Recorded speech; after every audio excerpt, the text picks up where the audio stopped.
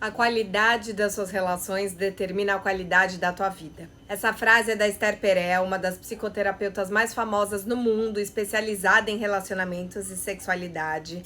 É a frase que abre o site dela e é um convite para a gente pensar agora como é que tá a qualidade das suas relações e a qualidade da sua vida. Porque eu, que venho estudando amor há anos, concordo muito com a Esther. Em épocas onde a gente torce para mudar a vida, para achar um cara de qualidade, e aí sim as coisas vão mudar, eu quero aproveitar a frase dessa grande especialista e te fazer esse convite. O que são relações de qualidade e como você pode construir essas relações de qualidade? E aqui eu que estou fazendo formação em psicanálise e estou cada vez mais atenta às palavras que a gente usa, também quero te fazer se atentar às palavras que eu escolhi. Construir relações de qualidade, não encontrar. Porque a gente fica esperando encontrar um encaixe mágico. Tanto no romance, quanto na amizade, quanto no trabalho. E aí a gente reclama dos vínculos, falando que não tem vínculos de qualidade, e talvez o problema esteja na manutenção. Porque as relações são construídas e não encontradas. Não um produto que você fala, não sei, tô vendo esse negócio, não sei se tem muita qualidade, não sei se não tem qualidade, vou buscar outro. Eu vejo que a gente ainda busca por essa relação que é magicamente perfeita. De novo, no romance, mas também no emprego dos sonhos, na amizade que te completa, que vocês são muito iguais. Inclusive, em um dos artigos da Esther, ela coloca que muitas pessoas sofrem porque estão nessa busca por relações perfeitas e estão frustradas porque não encontraram. E a chamada de atenção aqui é: será que você não encontrou ou será que você não construiu? Porque a verdade é que relação é processo. E aí no apaixonamento a gente tem essa sensação de completude, né? Mesmo quando você encontra uma amiga que tudo bate, você fala, putz, é agora. Mas e depois? Porque hoje em dia tudo é descartável, né? O produto começa a dar problema, a gente abre o Tinder, vai trocar. A amizade, se distancia e pronto. Pra gente construir essas relações de qualidade, a gente vai ter que aprender a passar pelos contratempos com empatia, acolhimento, amor, mas vai ter que sustentar o atrito, os descompassos, os desencontros e reencontros, as concessões. Existe ação, construção, manutenção, reconstrução. Por isso, mais do que achar um homem de qualidade, como te prometem os coaches, eu quero te propor nesse vídeo a pensar na qualidade do seu vínculo e como você e a outra pessoa podem fazer para manter ele íntegro, forte, saudável, um vínculo que nutra as pessoas mutuamente. Eu repito aqui exaustivamente que o amor é o que o amor faz. Eu te pergunto o que você está fazendo para nutrir as suas relações de qualidade. O que você está fazendo para garantir a qualidade da relação? E a qualidade da relação tem a ver com a relação, não com a pessoa. Se você está buscando esse tipo de amor possível e de qualidade, esse canal é para você. Já ativa as notificações, se inscreve aqui, porque 2 vezes por semana eu tô com entrevistas, pesquisas, conhecimentos, pra gente aprofundar na nossa própria jornada rumo a amores possíveis, sair dessa espera, sair da reclamação e poder construir as relações que a gente quer viver. Inclusive, todo esse processo de desenvolvimento de relações mais sólidas e saudáveis é o centro de um dos meus cursos, que chama Amores Sólidos. É um curso que tá na plataforma amorespossíveis.love, uma plataforma que eu desenvolvi com cursos gravados, com dinâmicas exclusivas para alunos, para todos aqueles que querem ter mais conhecimento, ferramentas e espaços de troca e conhecimento sobre o amor. E hoje eu trouxe 9 pontos para você aprender a construir essas relações de qualidade e com isso ter uma vida com muito mais amor e qualidade também. Primeiro, a gente tem que desassociar a intimidade máxima da conchinha fixa. Diversificar é preciso. Isso não significa sair com 8 pessoas ao mesmo tempo. Uma das maiores queixas que eu recebo das pessoas que estão solteiras ou que estão distantes de um relacionamento mais fixo é essa sensação de solidão pela falta de intimidade. E aí eu já quero começar tirando o romance do pedestal. Por que a intimidade de anos de uma amizade, ou até de uma amizade recente, da relação com o irmão, com o primo, com um colega de trabalho que você passa horas, não pode te suprir da mesma forma? É claro que você pode seguir desejando um namorado, uma namorada. Eu também quero. Mas, como eu falo aqui, o amor romântico não precisa ter peso 10. Chega de tratar os outros afetos como tapa-buraco, como prêmio de consolação. Porque eu percebo que a gente ainda tá apegado a esse ideal de power couple, sabe? Eu vou encontrar uma pessoa, vou ter um novo núcleo, vamos ser nós dois contra o mundo, a gente se entende mais do que tudo. A gente hierarquiza os afetos, porque a gente ainda quer ser a prioridade de alguém, a escolhida, o escolhido. Diversificar os afetos e investir de verdade e com qualidade nas suas amizades, nas relações familiares e no amor próprio, inclusive vai aumentar suas chances de conseguir encontrar o cara ou a mulher legal. Isso não significa desapegar do romance, mas deixar de ser dependente dele. É se comprometer em nutrir as relações que vão tornar o seu cotidiano interessante, pessoas com as quais você sabe que você vai se sentir segura, acolhida, que você pode contar. Porque no começo de um namoro, de um casinho, de um rolinho, isso vai vir fatalmente com ansiedade, com dúvidas, com turbulências. Se você tiver outros portos seguros emocionais, você vai ficar muito menos à deriva. Se não ficar só aquela cara que combina de sair com você e não te liga, ou aquele pai que vive te criticando e você puder ter outros afetos, você vai estar muito mais seguro e vai ter muito mais amor. Relações de afeto seguro se constroem em outros amores. Tem uma entrevista do Alexandre Coimbra Amaral só sobre tipos de apego e todo mundo quer um vínculo seguro. E o que ele fala é, não adianta você deixar de ser ansioso ou deixar de ser evitativo buscando outro parceiro amoroso assim. Você vai buscar isso na reconstrução das suas amizades, do seu trabalho, do seu amor próprio, da sua família. São nesses outros amores que você vai ter essas vivências de segurança, de validação, de acolhimento, fora do par romântico, que vão te tornar uma pessoa melhor e um amante melhor. E eu percebo que um monte de gente até tem amigos, contato com os familiares, rotinas de amor próprio mais ou menos, mas ainda tá nesse lugar do prêmio de consolação. Basta começar a sair com alguém e aí você pauta a agenda pela agenda do cara, só janta com as amigas no dia do poker dele, viajar com elas então nem pensar. E a yoga de sábado de manhã cancela, porque você vai ficar o tempo inteiro na cama com a pessoa. Não faça isso. Eu já fiz isso por muito tempo, mudei essa chave e o amor mudou pra mim. E aí, dentro dessa lógica do diversificar, a minha recomendação é você trocar a busca por pontos de apoio e começar a alimentar redes de apoio. Desenvolva muitas relações de qualidade, porque eu tava falando aqui que a gente quer achar o cara ou a mulher pra namorar, e às vezes eu vejo que a gente também faz isso com os amigos, sabe? Ah, é a melhor amiga e aí você quer fazer tudo com ela. Ou é aquele irmão que você se dá melhor do que os outros, e aí você meio até que compete com os outros irmãos pra ver quem é mais grudado.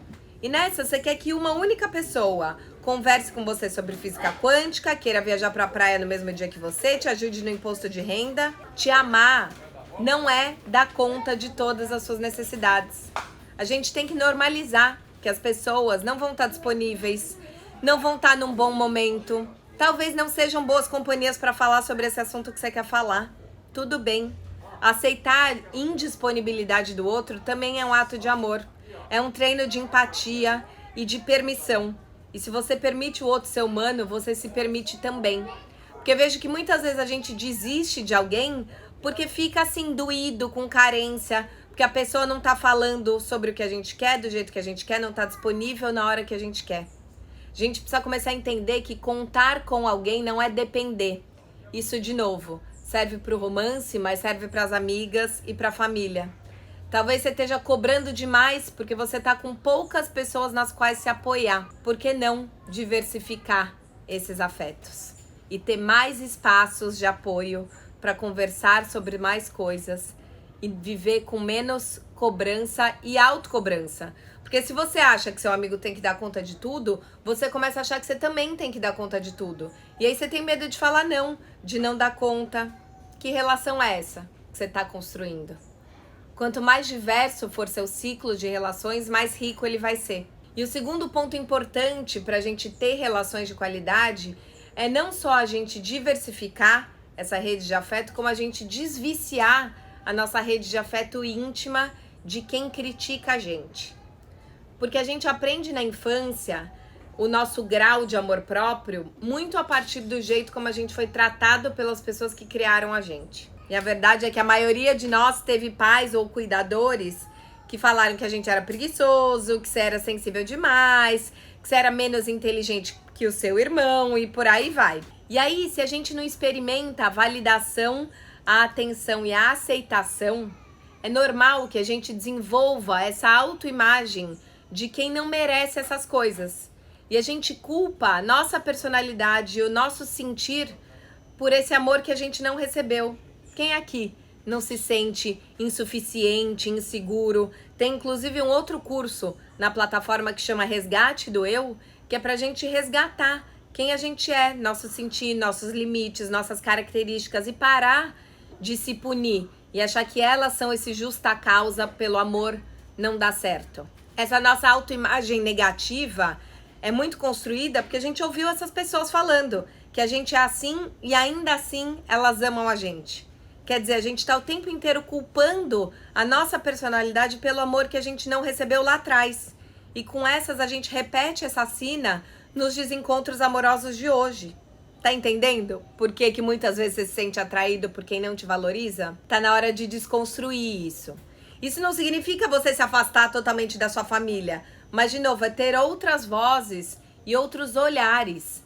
Você não precisa mudar se você mudar a forma como você se enxerga. Essa é uma frase que eu repito muito nesse curso. Tem exercícios para você mudar o olhar que você tem para você mesmo. E isso leva a gente para um terceiro ponto que ajuda muito nessa mudança, que é investir em pessoas que te colocam para cima e valorizam os seus traços. Talvez você tenha famílias que fazem só essas críticas construtivas, um ex-namorado, uma ex-namorada tóxica que ficaram apontando o dedo para você. E a Laura Pires, que eu já entrevistei aqui no canal, tem uma colocação interessante que diz que o nosso amor próprio não deve depender da validação externa, mas a gente não existe num vácuo. Se uma pessoa diz que nos ama e que se importa com a gente, mas está sempre invalidando quem a gente é, sabe? Falando, ai, você é muito teimoso, ai, você é muito manhoso, ai, você é muito confuso. A mensagem confusa que a gente entende é que o erro tá em quem a gente é. Para quebrar essa lógica, ajuda muito a gente pegar emprestado o olhar generoso do outro. Essa é uma forma linda da gente se redescobrir, se reapaixonar por nós mesmos. A gente não precisa dar conta de tudo sozinho. Por isso, elogios e reforços positivos são sempre bem-vindos. Não custa falar. E muitas vezes você pensa, nossa, mas eu sou amiga dessa pessoa há 15 anos. É óbvio que ela sabe que eu acho maravilhoso o jeito como ela cuida desse nosso grupo de amigas. É óbvio que ela sabe que eu admiro a perseverança dela nos estudos. Talvez não seja tão óbvio. Quanto mais eu estudo o amor, mais eu vejo como é importante a gente reforçar essa nossa visão positiva para as pessoas que a gente ama. Eu tenho um primo que eu amo muito, que é professor de Mindfulness. Inclusive tem uma entrevista de como a gente usa a lógica do Mindfulness no amor aqui no canal, vale vocês verem. E ele fala uma coisa de que tem traços nossos que são tão naturais que a gente esquece que isso não é fácil para os outros. Eu, por exemplo, sou muito comunicativa, eu faço amigos com facilidade. Eu não percebo que isso é um grande diferencial. E para muita gente isso é difícil. E eu precisei dele me mostrar isso muitas vezes e falar, cara, valoriza isso. Então elogia. Elogia o traço de uma pessoa que tá achando que isso talvez nem seja tudo isso, ou que tá olhando muito mais os defeitos dela, as coisas que ela não tem do que ela tem. Elogia de coração. Inclusive tem um outro vídeo aqui no canal sobre o poder dos elogios e formas eficientes da gente elogiar. E eu acho que é maravilhoso a gente ter essas pessoas que a gente ama, que colocam a gente pra cima, que valorizam a gente perto da gente, pra poder sempre pegar esses olhos emprestados, mas isso não significa que elas têm que concordar com tudo. Um outro ponto das relações de qualidade é a gente poder desenvolver relações exatamente onde existe alteridade, empatia e onde a gente explode as nossas bolhas. Porque a gente ainda tem a falsa ideia de que segurança está na semelhança. E isso desautoriza a gente a ser nós mesmos. A Bell Hooks fala que quando a gente é ensinado que a segurança está na semelhança, qualquer tipo de diferença parece uma ameaça. Quando escolhemos amar, escolhemos nos mover contra o medo, contra a alienação e a separação. A escolha por amar é uma escolha por conectar, por nos encontrarmos no outro. Nos encontrarmos mesmo na diferença. Porque pensa até na nossa dinâmica de amizade, assim, sabe? Infantil, na adolescência. Quem nunca falou, ai, mas a gente é muito igual? Porque a gente gosta das mesmas músicas, das mesmas roupas, das mesmas viagens, dos mesmos programas. E é uma delícia. Estar com pessoas que você tem afinidade é uma delícia. Mas isso faz com que a gente estreite o amor e condicione ele às afinidades. Amor é um amor que curte as afinidades, mas respeita as diferenças. É difícil lidar com as discordâncias, com os descompasses, mas é um treino. Eu falo muito aqui dessa turma de amigas que eu fiz em 2022 e que mudou a minha relação com o amor, porque elas são uma turma que me valoriza, que faz reforço positivo, que a gente tem muita afinidade. Mas agora no Réveillon, uma delas falou, cara, eu tô pensando que eu tô nos meses que eu quero focar mais no trabalho, não vou ficar mais tanto nessa bagunça, em sair sempre. E aí aquilo bateu em mim num lugar como assim, se ela fosse me abandonar. Ela só tava falando que ela ia sair menos à noite, que talvez ela fosse viajar menos. A gente vai estar em ritmos de vida diferentes, isso não significa que a gente tá desconectado. Eu posso ir almoçar com ela perto do trabalho, eu posso ligar e a gente ficar horas falando. Eu treinar isso com ela e me sentir menos ameaçada é um treino para o novo namorado. Então sustenta os descompassos, sem ler os descompassos como presságio do fim, como abandono. Começa a fazer isso com as suas amigas, com os seus familiares. Aí você vai conseguir fazer melhor com o cara que você tá saindo. A Bell Hooks fala que a satisfação e o crescimento mútuo devem ser o fundamento mais importante das relações a dois. Mas a gente tem que entender que a satisfação e o crescimento mútuo não significa que a gente vai crescer na mesma velocidade, ao mesmo tempo, e nem que a gente vai se satisfazer com as mesmas coisas, que a gente vai querer estar na mesma direção. A professora Lúcia Helena Galvão, que eu também entrevistei aqui no canal, fala muito isso, que alma gêmea não é um espelho, não é um encaixe estático. É alguém que caminha com você, que te deixa ir, depois você vai. Quantas vezes a gente desmerece alguém porque ela começa a ser diferente? É claro que tem diferenças que são incompatíveis, mas muitas não são. E a gente se distancia só porque a gente está ameaçado por ser menos espelho. Furar as bolhas, tá com gente que não concorda com você, te ajuda a poder ser você, a poder ser humano. Você tem que achar os seus cisnes, mas aprenda a conviver com os patos. As redes de afeto semelhantes permitem com que a gente siga convivendo com as diferenças, sem se contaminar pela opinião daquele seu tio que é mais crítico, sem viver com gente que só pensa igual a você.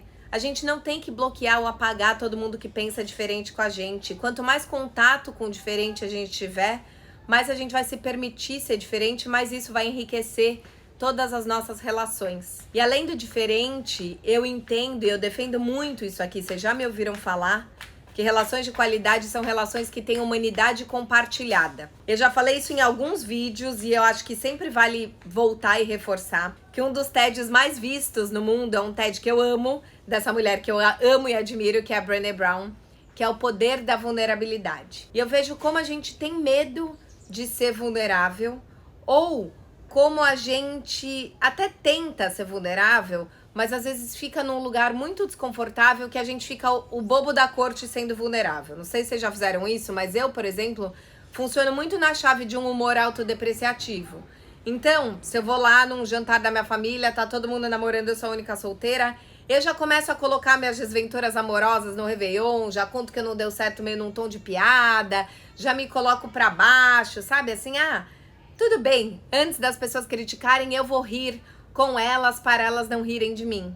Mas é horrível, porque aí fica só você falando dos seus problemas, das suas cagadas e tá todo mundo pleno, bem resolvido. Isso não faz a gente lidar bem com a nossa vulnerabilidade, não é só falar, é poder compartilhar. Uma das coisas mais potentes e transformadoras que eu vi acontecer na Confraria do Amor, que é o meu curso em comunidade, era a roda de coração aberto, que era um espaço seguro só para os alunos, onde cada um podia falar das suas dores, dos seus medos, das suas angústias. Os alunos da plataforma do amorespossíveis.love vão ter esses espaços, que vai ser um espaço de acolhimento emocional, para que a gente possa ouvir uns com os outros, entender que nós não temos essas loucuras sozinhas, esses medos sozinhos, aprender com as falhas, com as incoerências. Essa é muito a lógica dos grupos de apoio do AA, do NA, e eu quero trazer isso também para o amor. Eu percebo como relações de qualidade são relações que a gente pode sempre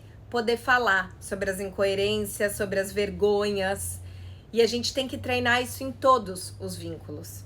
E já que eu tô falando sobre falar, isso leva a gente para o 6º ponto, que é o diálogo. O diálogo aberto e constante é a base de relacionamentos de qualidade. A gente precisa estar à vontade para poder se colocar, se explicar, reclamar, pedir colo. Mas o diálogo, algo que eu quero trazer aqui, não é só você falar sobre seus sentimentos, sobre o que está acontecendo, mas é também você ter espaço e liberdade para compartilhar com o outro como você sente e como você funciona. Eu acabei de ler um livro agora que chama Relacionamentos, da The School of Life, e eles pontuam muito sobre essa importância da gente apresentar quase que a nossa bula e nosso manual de instruções para o outro. Porque a gente ainda romantiza essa ideia de que amar é entender. No livro ele coloca muito isso, que isso tem a ver com uma postura quase que infantil, né? Ah, minha mãe e meu pai me amam porque eles já antecipam minhas necessidades. E aí você quer que a sua amiga saiba que você fica irritada porque ela tá falando da sua rotina de exercícios físicos ou da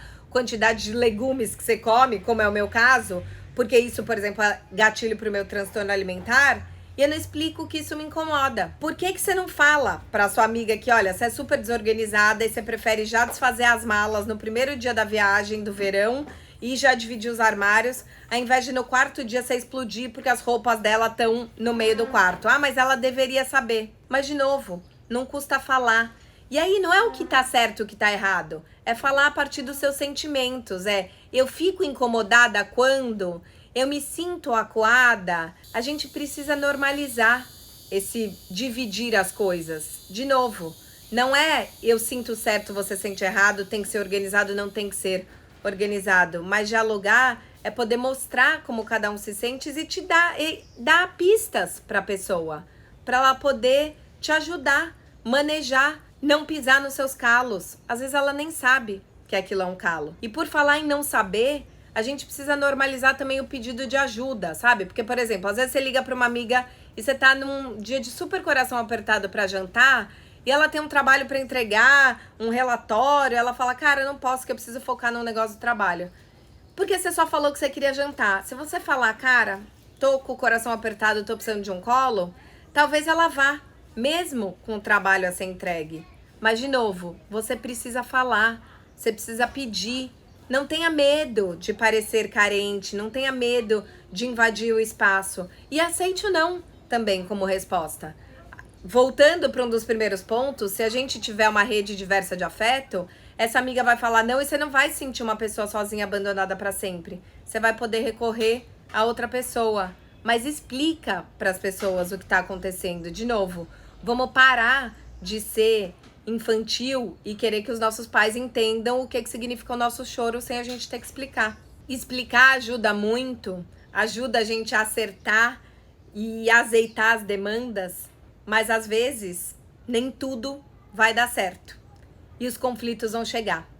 Relações de qualidade não são relações sem conflito, mas são relações com excesso de respeito no conflito. Mais uma citação da Bell Hooks. Ela fala que em famílias funcionais, os indivíduos encaram conflitos, contradições e tempos de infelicidade e sofrimento, assim como nas famílias disfuncionais. A diferença está em como essas questões são confrontadas e resolvidas, em como todos lidam com os momentos de crise.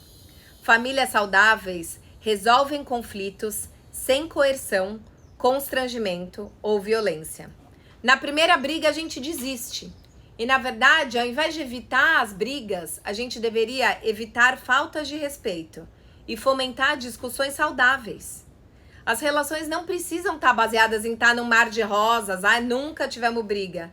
Isso vai fazer com que você pule fora das relações antes das brigas existirem, ou que você engula um monte de sapo para não brigar com a amiga, com o namorado, com o chefe, uma hora você explode. Nas ferramentas que eu tenho estudado e no curso dos Amores Sólidos, Eu trago muito como a gente falar sobre o desconforto, e uma pistinha que eu vou dar aqui é que tem um psicólogo americano que fala que a gente tem que ter um DR Day, um dia na semana, pra gente fazer uma mini lavação de roupa suja pra não acumular aquilo.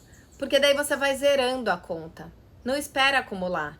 Não precisa falar com a cabeça quente, e lá no curso eu explico exatamente como esse passo a passo, mas fala, senão você vai amargurando aquilo, você desconta, você se distancia. E a gente vai pro 8º ponto. Poder falar também é poder assumir os erros e perdoar os erros dos outros. A gente vai errar, vai pisar na bola, a pessoa também, e tá tudo bem. Isso é ser humano. Não adianta dizer que ama Brené Brown e no primeiro erro do outro falar, porque tá vendo? Ele é sempre assim, ele nunca faz isso, era um sacana, eu sou uma coitada. Vamos tirar esses lugares extremos. Entender que todos somos múltiplos, incoerentes, passíveis de erros e de perdão. A gente precisa cultivar relações de amor que convivam com o erro, que entendam que você pode errar e a pessoa também tá tudo bem. Eu já passei por muitas relações assim, imagino que vocês também, tanto de namoros quanto de amizades tóxicas, que o amor era muito cercado por ameaças, sabe? Então assim, você errou, você fez uma coisa que não foi legal, a pessoa coloca na 18ª potência, você é a pior pessoa do mundo, tudo acabou, tudo foi destruído.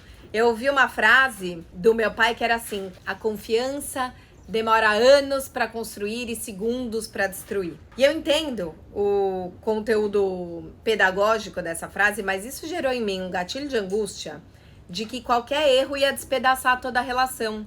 Isso gera um estado de tensão constante que impede que você assuma a responsabilidade pelas coisas, ou que você peça perdão já se colocando como muito culpado. E aí sabe o que acontece? A pessoa vai te culpar muito. Quer dizer, a gente tem que poder assumir a responsabilidade, tem que poder pedir desculpas, mas há limites também. A gente tem que poder falar pro outro, olha, chega. E aí, dentro dessa lógica, vale entender o que é nosso, o que é do outro. Então eu trouxe aqui o exemplo do transtorno alimentar, né, por exemplo.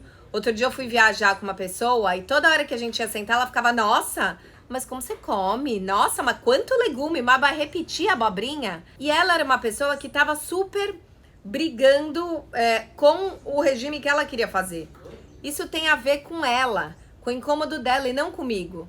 Mas durante alguns dias eu fiquei incomodada no meu prato. A hora que você entende aquela frase de que quando Pedro fala de Paulo, fala mais de Pedro do que de Paulo, você entende que isso é da pessoa. E aí, voltando pro ponto do diálogo, você pode falar, olha, eu me sinto incomodada quando você fala isso, porque isso me gera angústia. E aí pronto, ela pode pedir desculpas. E por fim, o 9º ponto é sobre manutenção. Eu comecei o vídeo falando que relação é construção. E não é construção, construir uma casa, pronto, construiu, tá pronto, entregue, beijo. Até fazendo a analogia da casa, por mais que você construa, você sempre vai ter que fazer manutenção. E a manutenção não precisa ser um fardo. É uma delícia a gente poder cuidar continuamente. Eu vejo que a gente cuida continuamente das relações amorosas, ali do namorado, da namorada no começo, mas das amizades, principalmente a hora que você acha que, pronto, já somos assim, a gente não investe tanto na manutenção. Talvez exatamente pelo primeiro ponto que eu falei esse vídeo, que é a gente colocar o amor romântico num pedestal. Mas assim, faz a manutenção de verdade. Não é só mandar uma mensagem no grupo do WhatsApp. Chama pra um café, faz uma checagem constante com a pessoa. Tá tudo bem? Mas não é tá tudo bem enquanto você tá lavando a louça, resolvendo um pepino do trabalho. Esteja com a pessoa inteira. Faça nada compartilhadamente. Não espere grandes eventos, não espere juntar as 18 amigas para vocês se verem. Liga para uma e fala, você pode almoçar hoje? A intimidade se constrói um pouco nesse silêncio, sabe? E também se constrói em ações compartilhadas. No curso do Amores Sólidos eu trago tipos de atividade e conversas que aprofundam os vínculos de uma maneira rápida e potente. Convido vocês a fazerem o curso, porque essas ferramentas realmente aceleraram o nível de profundidade de troca das minhas relações. E para fechar, nessa manutenção, não tenha medo de ser ingênuo, de ser oferecido, de ser invasivo. Tem um vídeo aqui que eu fiz no final de 2022 sobre como ser oferecida fez a minha vida ter muito mais amor.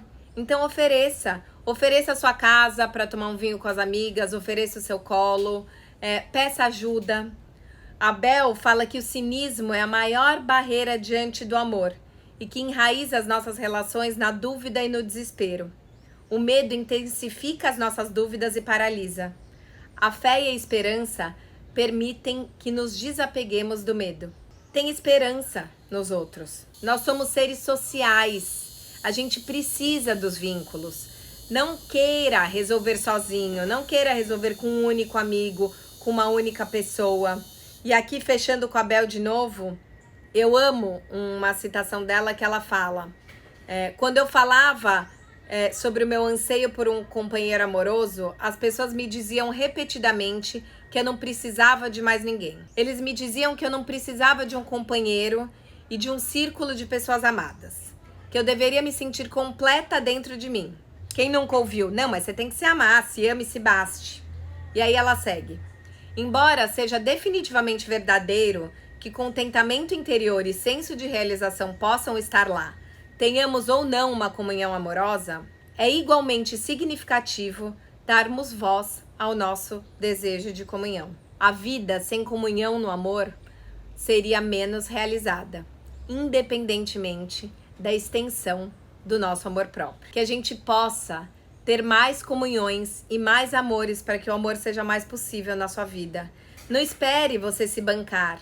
Precise das pessoas e invista para construir relações de qualidade, onde elas também queiram estar com você, onde você possa contar com elas, mas você não desmorone se ela não tiver. E se você quiser aprender a aprofundar mais esses amores sólidos e esses vínculos, eu te convido a fazer parte desse curso lindo que já está transformando a vida de muitos alunos. Um beijo enorme, nos vemos semana que vem.